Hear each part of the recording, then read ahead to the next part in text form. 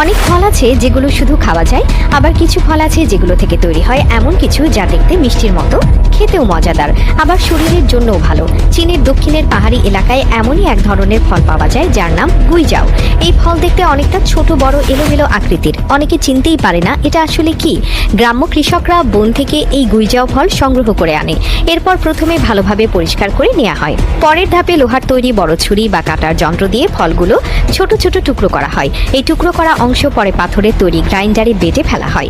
গ্রাইন্ডারে বাটার পর এর ভেতর থেকে ঘন কালচে রস বের হয়।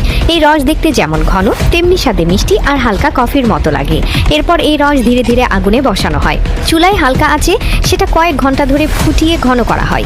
তারপর এই ঘন রসের মধ্যে যোগ করা হয় ফুল করা ভাজা বাদাম, চিনি ছাড়া ফোলানো চাল, কালো তিল আর কিশমিশ। এরপর পুরো মিশ্রণটা কাঠের তৈরি ছাঁচে ঢেলে দেওয়া হয়। ছাঁচে ঢেলে সেটাকে সম্পূর্ণ শুকাতে দেওয়া হয়। একবার শুকালে পুরো মিশ্রণ শক্ত হয়ে যায়। এরপর সেটা ছোট ছোট টুকরো করে কেটে ফেলা হয়। এইভাবেই তৈরি হয় চীনের গ্রামাঞ্চলের জনপ্রিয় গুইজাও ক্যান্ডি।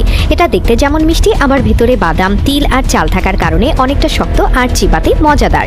সবচেয়ে বড় কথা, ওটা তৈরি হয় প্রাকৃতিক উপাদান দিয়ে, কোনো কেমিক্যাল বা কৃত্রিম রং লাগে না। এই কারণে শরীরের জন্য ক্ষতি নেই।